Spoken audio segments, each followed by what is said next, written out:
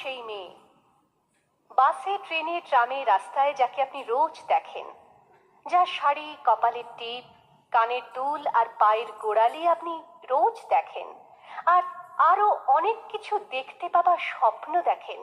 স্বপ্নে যাকে ইচ্ছে মতন দেখেন, আমি সেই মেয়ে। বিহারের প্রত্যন্ত গ্রামে দিনের আলোয় যার ছায়া মাড়ানো আপনার ধর্মে নিষিদ্ধ, আর রাতের গভীরে যাকে বস্তি থেকে তুলে আনতে পাইক বরকন্দাজ পাঠান আপনি, আর সুসজ্জিত বিছানায় যার জন্য অপেক্ষায় অধীর হয় আপনার রাজকীয় লাম্পট্য, আমি সেই মেয়ে।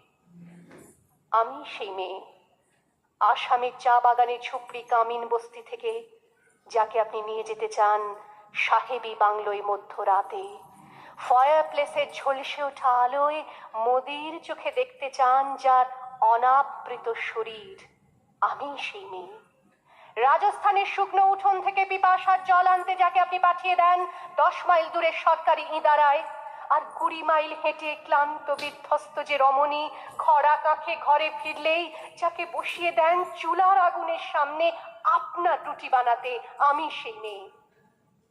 আমি সেই মেয়ে যাকে নিয়ে আপনি মগ্ন হতে চান গঙ্গার ধারে কিংবা ভিক্টোরিয়ার সবুজে কিংবা সিনেমা হলের নীল অন্ধকারে, যার চোখে আপনি এঁকে দিতে চান ছোট স্বপ্নের কাজল, আর ফুরিয়ে যাওয়া সিগারেটের প্যাকেটের মতো যাকে পথের দুপাশে ছুঁড়ে ফেলে আপনার ফুল সাজানো গাড়ি শুভ বিবাহ সুসম্পন্ন করতে ছুটে যায় শহরের পথে।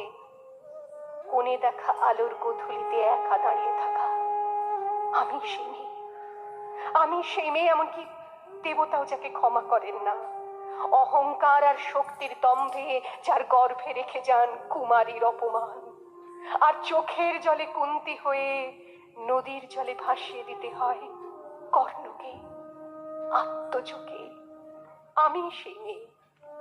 সংসারের অসময়ে আমি ভরসা, আমার ছাত্র পড়ানো টাকায় মায়ের ওষুধ কেনা হয়, আমার বাড়তি রোজগারে ভাইয়ের বই কেনা হয়, আমার সমস্ত শরীর প্রবল বৃষ্টিতে ভিজতে থাকে, কালো আকাশ মাথায় নিয়ে আমি ছাতা হয়ে থাকি, ছাতার নিচে সুখে বাঁচে সংসার।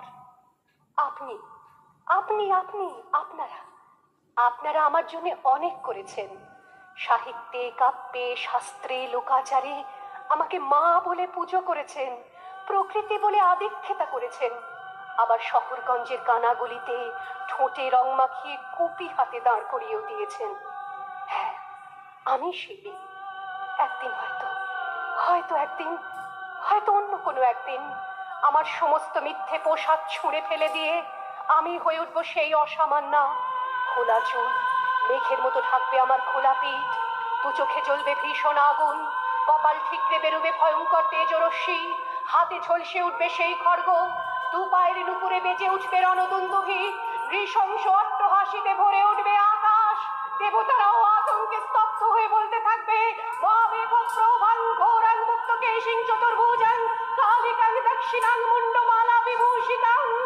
বিভৎস দাবানলের মতো আমি এগোতে থাকবো, আর আমার এগিয়ে যাবার পথের দুপাশে মুন্ডহীন অসংখ্য দেহ ছটফট করতে থাকবে।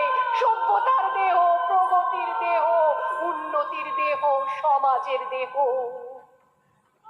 হয়তো আমি সেই মেয়ে, হয়তো বা হয়।